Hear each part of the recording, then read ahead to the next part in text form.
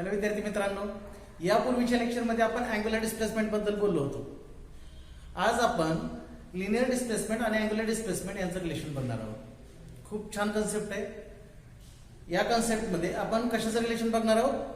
Linear displacement आणि angular displacement. आपण एक पार्टिकल कन्सिडर केला होता. हा पार्टिकल कसली मोशन परफॉर्म करतोय? Uniform circular motion. आणि कोणत्या डायरेक्शनने युनिफॉर्म सर्क्युलर मोशन परफॉर्म करतोय? अँटी क्लॉकवाईज डायरेक्शनने. हे आपण यापूर्वीच्या लेक्चरमध्ये अभ्यास केलेलंच आहे. आता हा पार्टिकल अँटी क्लॉकवाईज डायरेक्शनने युनिफॉर्म सर्क्युलर मोशन परफॉर्म करत असताना ह्या पार्टिकलची इनिशियल पोझिशन काय? ए आहे. ह्या पार्टिकलची इनिशियल पोझिशन कोणती आहे? ए आहे. आफ्टर टाइम डेल टी हा पार्टिकल ए पोझिशन वरून बी पोझिशनला जातोय. आफ्टर टाइम डेल टी हा पार्टिकल ए पोझिशन वरून बी पोझिशनला जातोय. त्यावेळेस ह्या पार्टिकलची पोझिशन शो करणारा पोझिशन वेक्टर देखील ए पॉइंट वरून बी पॉइंटला जातोय. आणि मग जेव्हा ह्या पार्टिकलची पोझिशन दाखवणारा पोझिशन वेक्टर देखील ए पॉइंट वरून बी पॉइंटला जेव्हा जाईल त्यावेळेस हा पोझिशन वेक्टर डेल्टा एवढ्या टाइम मध्ये सर्कलच्या सेंटरच्या ठिकाणी एक अँगल ट्रेस करेल. हा पोझिशन वेक्टर डेल्टा एवढ्या टाइम मध्ये सर्कलच्या सेंटरच्या ठिकाणी एक अँगल ट्रेस करेल. आणि तो जो अँगल आहे त्यालाच आपण म्हणतोय अँग्युलर डिस्प्लेसमेंट. तो जो अँगल आहे त्याला आपण काय म्हणतोय? Angular displacement. आता या ठिकाणी तुम्ही एक गोष्ट ज्यावेळेस तुम्ही काळजीपूर्वक ऐकत होता त्यावेळेस तुमच्या लक्षात आलंच असेल की पार्टिकलची जी मोशन आहे, पार्टिकलची जी मुवमेंट आहे, पार्टिकलची जी मोशन आहे ती ए पॉइंट वरून बी पॉइंटला आहे. पार्टिकल ए पॉइंट वरून बी पॉइंटला जातोय. पार्टिकल डेल्टा एवढ्या स्मॉल टाइम मध्ये ए पॉइंट वरून बी पॉइंटला जात असताना पार्टिकलची जी डिस्प्लेसमेंट होते ती डिस्प्लेसमेंट लिनियर डिस्प्लेसमेंट आहे. पार्टिकलची जी डिस्प्लेसमेंट आहे ती कसली डिस्प्लेसमेंट आहे? Linear displacement. पण पार्टिकलची पोझिशन शो करणाऱ्या पोझिशन वेक्टरची जी डिस्प्लेसमेंट आहे ती कशी आहे? Angular displacement.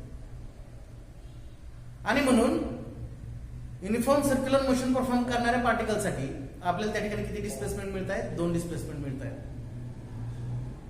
पार्टिकलच्या A to be move होण्यामुळे मिळणारी लिनियर डिस्प्लेसमेंट आणि पार्टिकल सर्क्युलर मोशन मध्ये फिरत असताना पोझिशन वेक्टर कडून ट्रेस केली जाणारी अँग्युलर डिस्प्लेसमेंट, अशा त्या ठिकाणी आपल्याला किती डिस्प्लेसमेंट मिळत आहेत? 2 डिस्प्लेसमेंट मिळत आहेत. आणि मग ह्या 2 डिस्प्लेसमेंट मधलं रिलेशन शो करण्यासाठी आपण कालच्या लेक्चरमध्ये देखील किंवा यापूर्वीच्या लेक्चरमध्ये देखील आपण एक त्या ठिकाणी फॉर्म्युला बघितला होता. आणि हा फॉर्म्युला होता angular displacement is equal to arc length AB upon radius. Angular displacement is equal to arc length AB upon radius. आपण आता जे लेक्चर अभ्यासणार आहोत त्या लेक्चरमध्ये आपण अँग्युलर डिस्प्लेसमेंट डेल थिटाने दाखवतोय. लिनियर डिस्प्लेसमेंट हे आपण त्या ठिकाणी डेल एस ने दाखवतोय आणि रेडियस कशाने दाखवतोय? आर ने दाखवतोय. आणि म्हणून आपल्याला त्या ठिकाणी इक्वेशन काय मिळेल? Del theta is equal to del S upon R हे इक्वेशन आपल्याला त्या ठिकाणी मिळेल. आणि मग ह्या इक्वेशनच्या माध्यमातून आपण अँग्युलर डिस्प्लेसमेंट, लिनियर डिस्प्लेसमेंट किंवा लिनियर डिस्प्लेसमेंट आणि अँग्युलर डिस्प्लेसमेंट यांच्यातलं काय सांगतोय? रिलेशन सांगतोय. बघा आता मी जे सांगितलंय ते मी बोर्डच्या माध्यमातून देखील सांगण्याचा प्रयत्न करणार आहे, डायग्रामच्या माध्यमातून देखील सांगण्याचा प्रयत्न करणार आहे. आपण काय केलंय? एक पार्टिकल कन्सिडर केलाय. हा पार्टिकल कसली मोशन परफॉर्म करतोय? सर्क्युलर मोशन परफॉर्म करतोय. सर्क्युलर मोशन परफॉर्म करणारा पार्टिकल अँटी क्लॉकवाईज डायरेक्शनने सर्क्युलर मोशन परफॉर्म करत असताना हा पार्टिकल सुरुवातीला कोणत्या पॉइंटला होता? ए पॉइंटला होता. आफ्टर टाइम डेल टी हा पार्टिकल कुठे गेलाय? बी पॉइंटला गेलाय. बघा, consider a particle performing circular motion in which direction? Anti clockwise direction. आता हा पार्टिकल ज्या सर्क्युलर पाथ मध्ये सर्क्युलर मोशन परफॉर्म करतोय त्या सर्क्युलर पाथची रेडियस किती आहे? आर. आताच आपण सांगितलं की पार्टिकल कुठून कुठं मूव्ह होतोय? ए पॉइंट पासून बी पॉइंटला मूव्ह होतोय. Suppose that particle moves from point A to point B in very short time.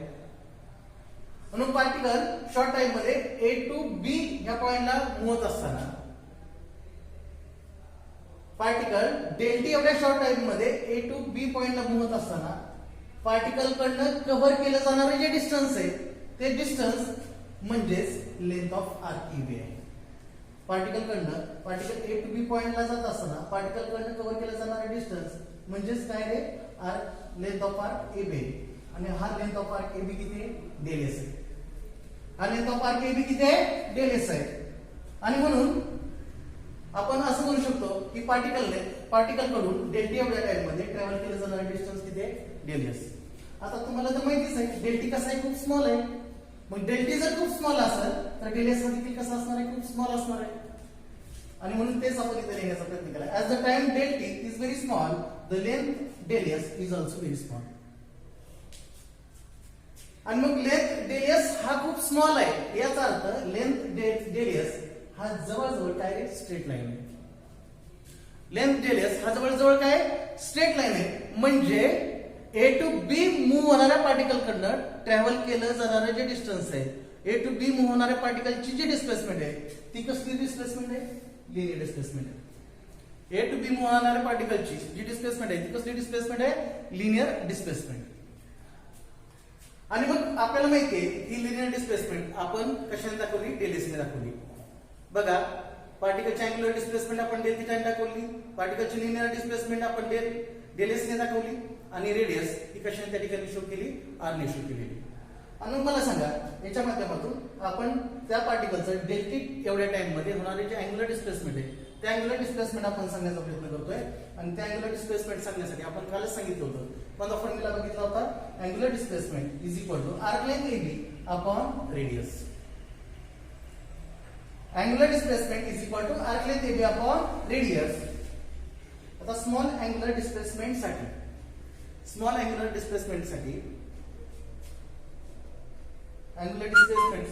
Displacement ही कशाने दाखवतोय आपण डेल थिटा ने दाखवतोय is equal to small arc length आपण कशाने दाखवतोय डेल एस ने दाखवतोय.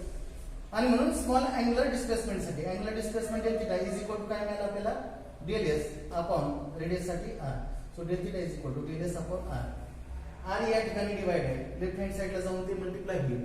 Del S is equal to काय मिळेल आपल्याला आर डेल थिटा मिळेल. स्मॉल अँग्युलर डिस्प्लेसमेंट साठी आपल्याला लिनियर डिस्प्लेसमेंट आणि अँग्युलर डिस्प्लेसमेंट यांच्यातलं काय मिळालं रिलेशन मिळालं. आपल्याला स्मॉल टाइम इंटरव्हल साठी किंवा डेल टी एवढ्या टाइम इंटरव्हल साठी आपल्याला लिनियर डिस्प्लेसमेंट आणि अँग्युलर डिस्प्लेसमेंट यांच्यातलं काय मिळालं आपल्याला या ठिकाणी रिलेशन मिळालेलं आहे.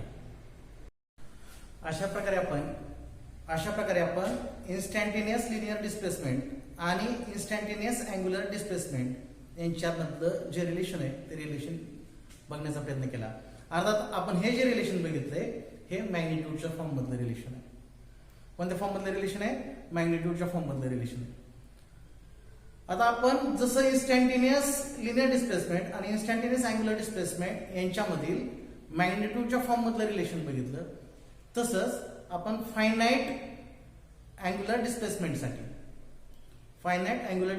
साठी देखील आपण काय बघणार आहोत रिलेशन बघणार आहोत. So for finite angular displacement is equal to arc upon radius. तोच फॉर्म्युला जो आपण मगाशी बघितला होता. आता फायनाइट अँग्युलर डिस्प्लेसमेंट साठी आपण त्या ठिकाणी कोणत्या लेटरचा यूज करतोय theta is equal to finite angular displacement साठी आर्क लेंथ किती आहे एस आहे अपॉन रेडियस किती आहे आर आहे. So theta is equal to S upon R. अशा पद्धतीचं आपल्याला इक्वेशन मिळेल. आर इथं राइट हँड साइडला डिवाइड आहे लेफ्ट हँड साइडला जाऊन मल्टिप्लाय होईल. So S is equal to काय मिळेल R theta. S is equal to काय मिळेल आर थिटा. अशा प्रकारे आपल्याला फायनाइट लिनियर डिस्प्लेसमेंट आणि फायनाइट अँग्युलर डिस्प्लेसमेंट यांच्यामधलं रिलेशन देखील मिळालं. अर्थात हे देखील रिलेशन मॅग्निट्यूडच्या फॉर्म मधलं रिलेशन आहे. अशा प्रकारे आपण इन्स्टंटेनियस लिनियर डिस्प्लेसमेंट आणि इन्स्टंटेनियस अँग्युलर डिस्प्लेसमेंट यांच्यामधलं रिलेशन बघितलं. फायनाइट लिनियर डिस्प्लेसमेंट आणि फायनाइट अँग्युलर डिस्प्लेसमेंट यांच्यामध्ये देखील रिलेशन बघितलं. आणि अर्थातच ही जी दोन रिलेशन बघितली आपण ही दोन्ही रिलेशन आपण मॅग्निट्यूडच्या फॉर्म मध्ये बघितली. कोणत्या फॉर्म मधली रिलेशन बघितली आपण? मॅग्निट्यूडच्या फॉर्म मधली रिलेशन बघितली. आता आपण वेक्टरच्या फॉर्म मधलं रिलेशन बघणार आहोत. इन्स्टंटेनियस लिनियर डिस्प्लेसमेंट आणि इन्स्टंटेनियस अँग्युलर डिस्प्लेसमेंट यांच्यातलं वेक्टरच्या फॉर्म मधलं रिलेशन आहे.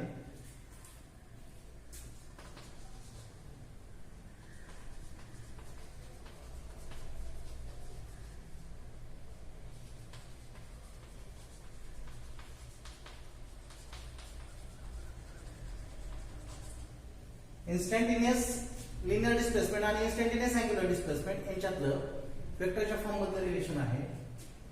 Del S vector is equal to del theta vector cross R vector. Del S vector is equal to del theta vector cross R vector. तर finite angular displacement साठी वेक्टरच्या form मधलं जर relation आपण बघायचं असेल तर ते रिलेशन आहे S vector is equal to theta vector cross R vector. अशा प्रकारे आताच्या लेक्चरमध्ये आपण इन्स्टंटेनियस लिनियर डिस्प्लेसमेंट आणि इन्स्टंटेनियस अँग्युलर डिस्प्लेसमेंट यांच्यामधील रिलेशन बघितलं. फायनाइट लिनियर डिस्प्लेसमेंट आणि फायनाइट अँग्युलर डिस्प्लेसमेंट यांच्यामधील रिलेशन बघितलं. अर्थातच ही रिलेशन बघताना आपण ही रिलेशन मॅग्निट्यूडच्या फॉर्म मध्ये पण बघण्याचा प्रयत्न केला आणि वेक्टरच्या फॉर्म मध्ये पण बघण्याचा प्रयत्न केला. धन्यवाद.